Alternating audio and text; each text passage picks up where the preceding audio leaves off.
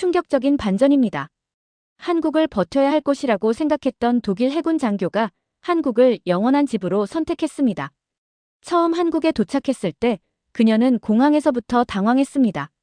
비빔밥도 주문할 줄 몰라 식당에서 도망치려 했고 한글은 조각 퍼즐 같다며 절망했습니다.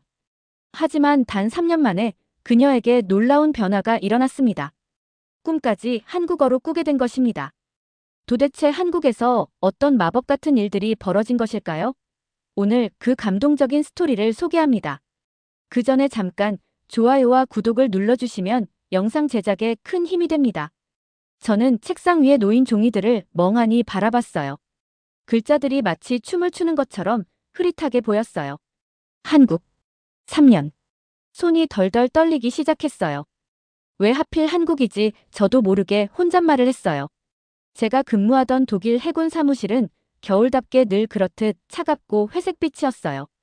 창밖으로는 다른 해군 장교들이 건물 사이를 오가는 모습이 보였고 그 모습은 여느 날과 다를 바 없었어요. 근데 제 마음은 완전히 달라져 있었어요. 제가 독일 해군에서 근무한 지도 벌써 8년이 됐어요. 무전기를 고치는 법도 알고 멀리 있는 배에 메시지를 보내는 일도 잘했고 명령을 따르는 일에도 익숙했어요.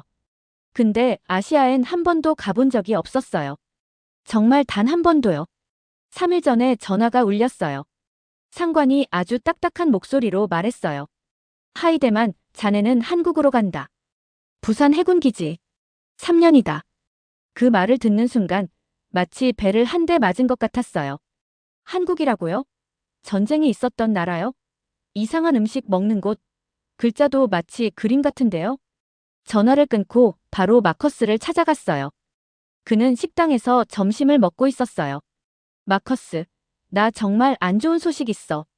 그가 숟가락을 멈추고 저를 봤어요. 무슨 일이야? 나 한국으로 3년 간대. 그는 거의 음식에 목이 걸릴 뻔했어요. 한국? 왜 하필 한국이야? 나도 몰라. 가고 싶지도 않아. 그날 밤, 저는 작은 아파트로 돌아왔어요. 소파에 앉아서 노트북을 열었고 코리어라고 검색창에 쳐봤어요. 화면에는 사진들이 쭉 나왔어요. 산들, 높은 건물로 가득한 도시들, 마스크 쓴 사람들, 그리고 독일 음식이랑은 너무 다른 음식들. 김치 사진도 봤어요. 빨갛고 매워 보였어요. 한글도 나왔는데 마치 작은 집들이랑 막대기 인형 같은 걸 누가 그려놓은 것처럼 생겼더라고요. 도대체 저걸 어떻게 읽는 거죠? 지도도 찾아봤어요. 한국은 독일에서 정말 멀리 있었어요. 비행기 타고 몇 시간이나 가야 하더라고요. 그렇게 긴 비행은 한 번도 해본 적이 없었어요. 그날 밤 엄마에게 전화를 걸었어요. 엄마, 나 한국으로 간대요. 한국? 그게 어디야? 아시아에 있어요. 아주 멀어요. 엄마는 한동안 말이 없었어요. 거기 위험하진 않겠니? 아마 괜찮을 거예요. 근데 저 정말 가기 싫어요. 어쩌면 좋은 기회일 수도 있잖니. 새로운 걸 배울 수도 있고. 엄마 말이 이해가 안 됐어요. 저는 그냥 독일에 있고 싶었어요. 독일 빵 먹고, 독일 말하고, 주변에 있는 모든 걸 이해하고 살고 싶었어요. 그 후 몇 주는 정말 최악이었어요. 병원 가서 예방접종도 맞아야 했고, 더운 날씨를 위한 옷도 사야 했고, 한국 지도를 외우다시피 봐야 했어요. 하는 일마다 다 어색하고 마음에 들지 않았어요. 그래서 서점에 가서 한국 관련 책들을 찾아봤어요.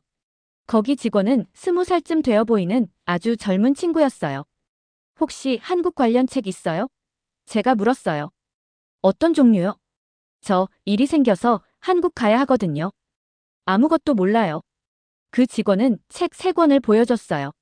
하나는 한국 역사, 하나는 한국 음식, 또 하나는 한국어 기초 표현 책이었어요. 저는 3권 다 샀어요. 근데 집에 와서 읽으려고 하니까 머리가 아픈 거 있죠. 한국어는 정말 너무 어려웠어요. 안녕하세요 하나 외우는 것도 힘들더라고요. 이게 인사말이 맞긴 한가 싶었어요. 길고 낯설고 발음도 어렵고 욕실 거울 앞에서 연습도 해봤어요. 안녕하세요 입이 잘 안 움직였어요. 소리가 독일어랑 너무 달라서 말할 때마다 바보된 기분이었어요. 출국 2주 전쯤 짐을 싸기 시작했어요. 제 군복을 정성스럽게 개어 가방에 넣었고 독일 커피도 따로 챙겨서 상자에 담았어요. 가족과 친구 사진도 꼭 챙겼어요. 짐 가방은 현관 옆에 앉아 있었어요. 마치 저를 잡아먹으려고 기다리는 괴물처럼 보였어요. 비행기 타기 전날 밤엔 도무지 잠이 안 왔어요. 아파트를 이리저리 돌아다니면서 물건들을 만졌어요. 독일 책들, 익숙한 의자, 늘 쓰던 커피 머신, 이 모든 것들이 저에겐 너무 익숙하고 편했어요. 근데 한국에 가면 아무것도 이해되지 않을 거예요. 마치 아기처럼 모든 걸 처음부터 다시 배워야 할 것 같았어요. 침대에 앉아서 비행기 티켓을 봤어요. 비행 시간은 무려 14시간. 제가 아는 모든 것들로부터 멀어지는 14시간이었어요. 3년 저도 모르게 중얼거렸어요. 그냥 3년만 버티면 돼. 그럼 다시 돌아올 수 있어. 하지만 그땐 전혀 몰랐어요. 제가 얼마나 완전히 철저하게 틀렸는지 말이에요. 비행기가 드디어 한국에 착륙했어요. 자리에서 일어났을 때 다리가 흐물흐물해서 휘청거릴 뻔했어요. 14시간 동안 비행기를 타고 왔더니 온몸이 욱신거렸어요. 근데 진짜 힘든 건 비행기에서 내리는 순간이었어요. 공기가 얼굴에 닿자마자 마치 따뜻하고 축축한 담요로 감싸인 느낌이었어요. 독일의 차갑고 건조한 공기랑은 완전히 달랐어요. 달콤한 냄새랑 매운 냄새가 동시에 났고 코가 헷갈릴 정도였어요. 공항 안으로 들어가니까 모든 게 반짝반짝하고 새 것처럼 보였어요. 바닥은 거울처럼 반질반질했고 사람들은 정말 빠르게 걸어 다녔어요. 다들 마스크를 쓰고 있었고요. 이렇게 많은 사람들이 한꺼번에 마스크를 쓰고 있는 건 처음 봤어요. 표지판이 여기저기 있었지만 대부분은 읽을 수 없었어요. 한글은 마치 조각 퍼즐 같았어요. 간혹 영어도 함께 적혀 있었지만 한글이 훨씬 크게 보였어요. 저는 다른 사람들을 따라 수함을 찾는 곳으로 갔어요. 그때 공항에서 일하시는 한 여직원분이 제가 좀 헤매는 걸 보셨는지 다가오셨어요. 그리고 아주 또렷한 영어로 말씀하셨어요. 목소리도 친절하고 느긋했어요. 혹시 뭔가 찾으시는 거 있으세요? 정말 놀랐어요. 독일에선 이렇게 영어 잘하는 사람 보기 힘들거든요. 감사합니다. 저 부산으로 가야 해요. 그분이 기차표 사는 곳을 알려주셨어요. 공항 안에 기차역이 있었고 모든 게 정리도 잘 돼 있고 정말 깔끔했어요. 그렇게 30분도 안 돼서 저는 인생에서 제일 빠른 기차를 타고 있었어요. 기차는 거의 날아가는 느낌이었어요. 창밖으로는 논이랑 자그마한 산들이 보였고 모든 게 초록빛이고 생기 넘쳐 보였어요. 집들도 독일이랑 다르게 생겼더라고요. 지붕이 둥글고 색깔도 알록달록했어요. 3시간이 지나서 부산에 도착했어요. 기차역은 어마어마하게 컸고 사람들도 엄청 많았어요. 무거운 짐을 끌고 밖으로 나가보니까 하늘을 찌를 듯한 높은 건물들이 있었고 거리엔 차와 버스가 가득했어요. 간판에는 한글이랑 영어가 번쩍거리는 네온으로 반짝였어요. 택시를 찾았고 기사님께 호텔 주소가 적힌 종이를 보여드렸어요. 기사님이 고개를 끄덕이고 출발하셨어요. 도시는 20분 정도 달렸고 저는 아이처럼 창문에 얼굴을 대고 바깥을 구경했어요. 거리엔 작은 가게들이랑 음식점들이 줄지어 있었고 사람들은 비닐봉지에 음식을 들고 바쁘게 걸어 다녔어요. 작은 테이블 위에서 채소를 파는 할머니들도 보였고 젊은 사람들은 카페 앞에서 웃으며 얘기하고 있었어요. 정말 활기찬 도시였어요. 밤늦은 시간이었는데도 불빛이 사방에 가득했어요. 독일은 대부분 상점이 일찍 문을 닫는데 여긴 도시가 잠을 안 자는 것 같았어요. 호텔방은 작지만 아주 깨끗했어요. 침대에 앉아서 창밖을 바라봤는데 아직도 거리에 사람들이 돌아다니고 있었어요. 네온사인 불빛 덕분에 길거리가 무지개처럼 보였어요. 배에서 꼬르륵 소리가 났어요. 정말 배가 고팠는데 동시에 겁도 났어요. 뭔가 먹어야 했지만 한국어로 주문하는 법을 전혀 몰랐거든요. 그래서 용기를 내서 밖으로 나갔고 작고 아담한 식당 하나를 찾았어요. 냄새가 너무 좋았어요. 창문 너머로 보니까 사람들이 커다란 그릇에 뭔가를 먹고 있었고 음식에서 김이 모락모락 올라오더라고요. 따뜻하고 맛있어 보였어요. 근데 막상 안으로 들어가니까 당장 도망치고 싶었어요. 메뉴판이 전부 한글이었고 직원분이 뭐라고 말을 걸었는데 하나도 못 알아들었어요. 메뉴판을 가리키면서 기다리시는데 저는 멍하니 한글을 쳐다보는 수밖에 없었어요. 아무 의미도 안 느껴졌고 얼굴이 빨개졌어요. 식당 안 사람들이 저를 쳐다보는 것도 느껴졌고 결국 뒤돌아서 나가려고 했어요. 근데 그 순간 놀라운 일이 생겼어요. 그 식당 직원분이 제게 다가오셨어요. 연세가 좀 있으신 분이셨는데 눈이 참 따뜻했고 미소가 정말 인상 깊었어요. 휴대폰을 꺼내시더니 몇 번 터치하시더라고요. 그리고는 화면을 보여주셨어요. 거기엔 영어로 이렇게 써 있었어요. 무엇을 드시고 싶으신가요? 너무 놀라서 눈물이 날 뻔했어요. 말도 통하지 않는데 이 낯선 분이 저를 도와주시고 있었어요. 그분이 메뉴판의 사진 하나를 가리키셨어요. 밥이랑 채소, 고기가 담긴 알록달록한 그릇이었고 건강해 보였어요. 비빔밥하고 천천히 말씀하셨어요. 비빔밥 저도 따라서 말했어요. 그분이 웃으면서 고개를 끄덕였어요. 그리고는 한국어로 뭐라고 하시면서 제 테이블 주변에 작은 접시들을 하나하나 올려놓으셨어요. 무슨 말씀이신지 모르겠지만 6가지나 되는 반찬이 나왔어요. 제가 그 접시들을 가리키면서 당황한 표정을 지으니까 다시 휴대폰을 보여주셨어요. 거기엔 이렇게 써 있었어요. 무료 반찬. 무료요? 독일에선 절대 음식 공짜로 안 주거든요. 정말 깜짝 놀랐어요. 저는 주변 사람들이 하는 것처럼 비빔밥이랑 반찬들을 다 섞어서 먹었어요. 첫 입 먹자마자 눈이 휘둥그레졌어요. 맵고 달고 짜고 다 한꺼번에 느껴졌어요.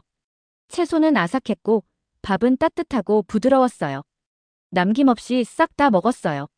그 직원분은 제 테이블 옆을 지나가실 때마다 미소를 지으셨어요.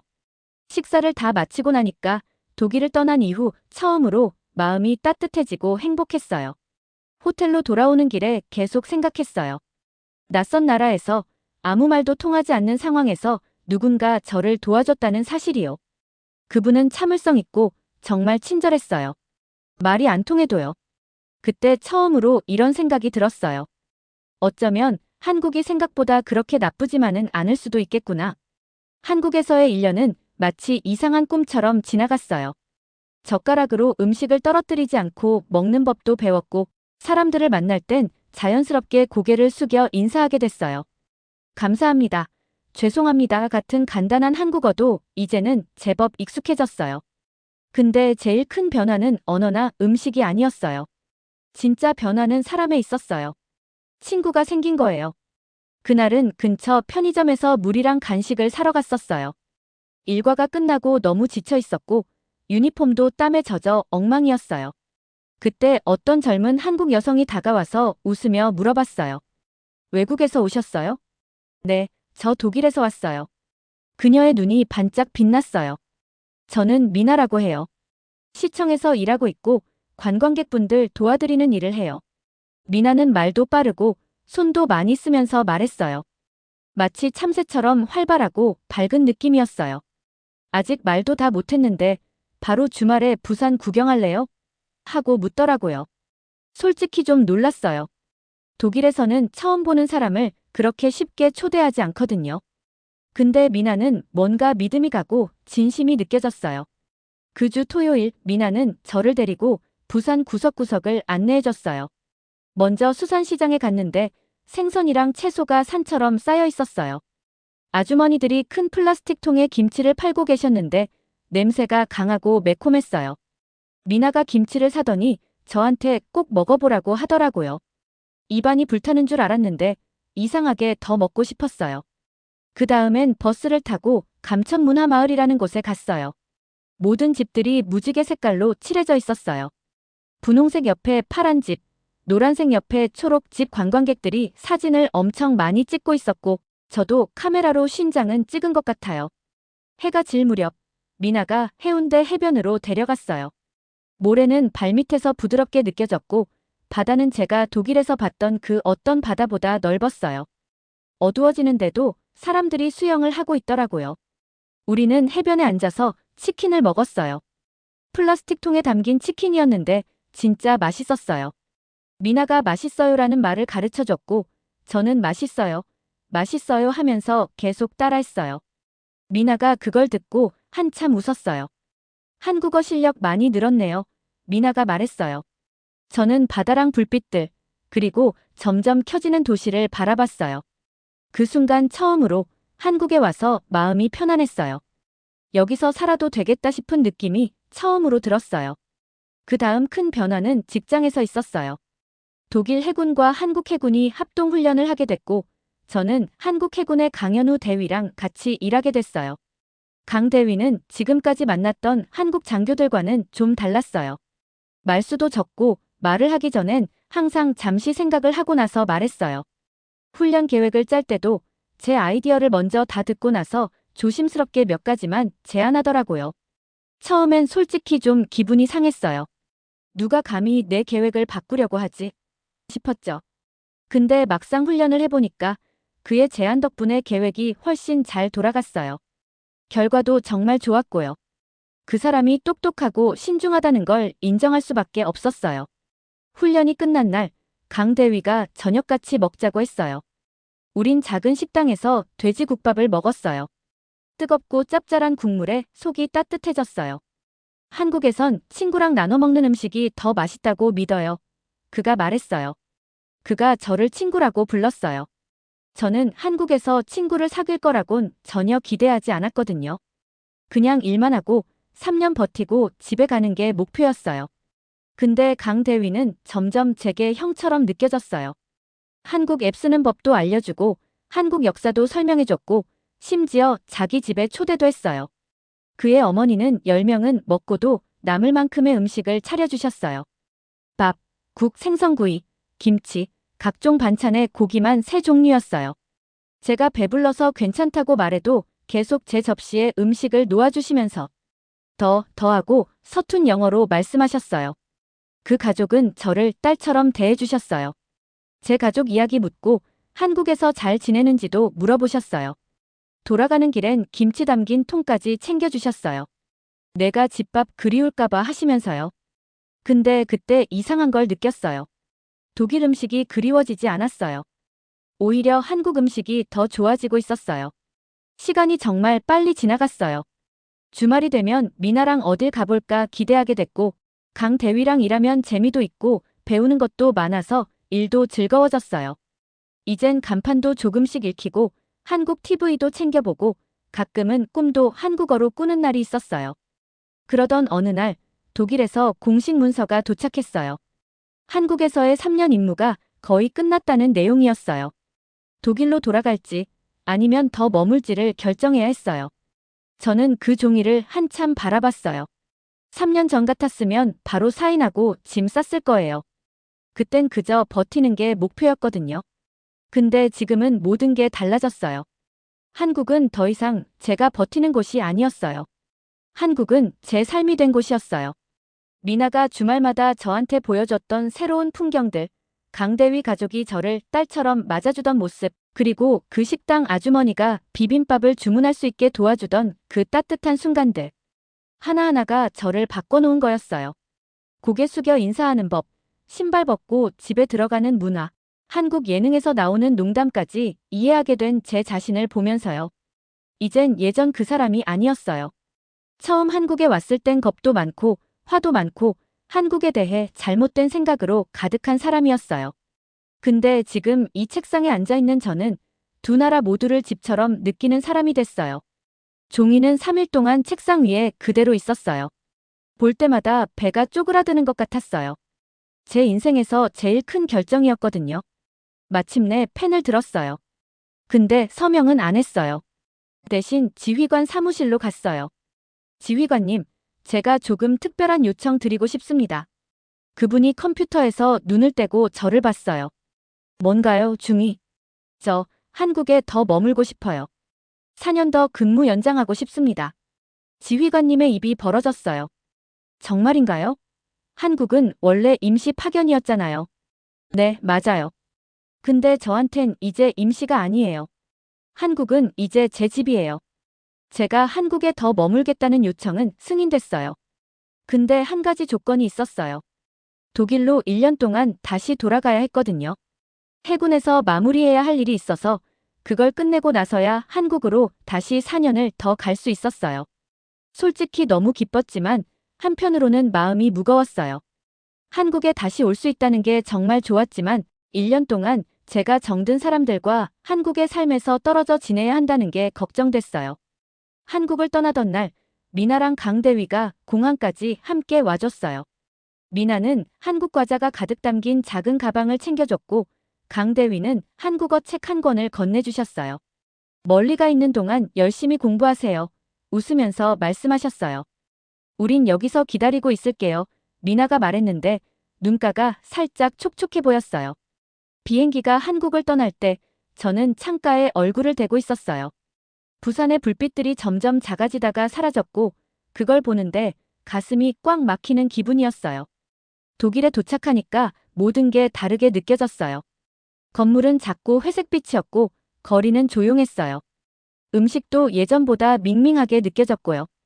가족과 친구들은 저를 반가워했지만 다들 제가 달라졌다는 걸 눈치챘어요. 엄마는 저를 유심히 바라보더니 레나, 뭔가 달라졌네. 더 편안하고 행복해 보여 하셨어요. 오랜 친구 마커스는 제 변화에 어리둥절해했어요. 제가 독일 주방에서 한국 음식을 요리하는 것도 신기해했고 매주 영상통화로 한국 친구들과 이야기하는 것도 낯설어했어요. 밤마다 한국어 책 펴고 공부하는 모습도요. 레나, 왜 그렇게 한국에 집착하는 거야? 그냥 파견 근무였잖아. 전 설명하려고 했지만 말이 잘 안 나왔어요. 어떻게 설명해야 한국이 저한테 정말 속할 수 있는 곳이라는 걸 깨닫게 해줬는지.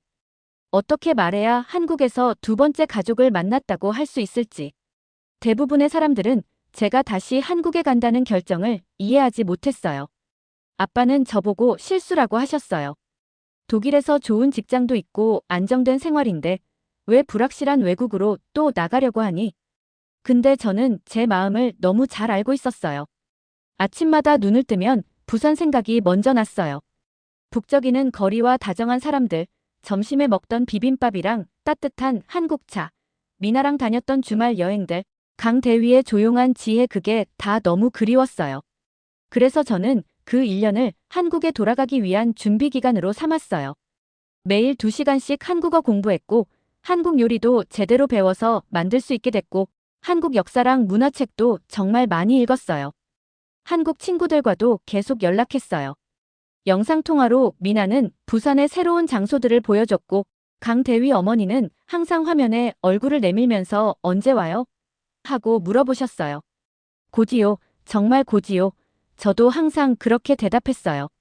그 1년은 정말 더디게 흘러갔지만 드디어 돌아가는 날이 다가왔어요. 이번엔 짐을 쌀 때 기분이 완전히 달랐어요. 예전엔 낯선 나라에 버티러 가는 느낌이었지만 지금은 진짜 집으로 돌아가는 기분이었어요. 가방엔 한국어 책이랑 독일 책을 나란히 넣었고 독일 커피도 챙기고 한국 차도 넣었어요. 두 문화의 저를 함께 데리고 가는 거였어요. 비행기 안에서도 느낌이 달랐어요. 예전엔 두려웠지만 이번엔 설렜어요. 뭘 마주하게 될까 무서웠던 예전과는 달리 이번엔 친구들 다시 만날 생각에 마음이 뛰었어요. 비행기가 한국에 착륙했을 때 가슴이 벅차서 터질 것 같았어요. 그 따뜻하고 습한 공기가 마치 환영해요 하고 안아주는 것 같았고 주변에 들리는 한국어가 음악처럼 들렸어요. 미나랑 강대위는 공항에서 저를 기다리고 있었어요.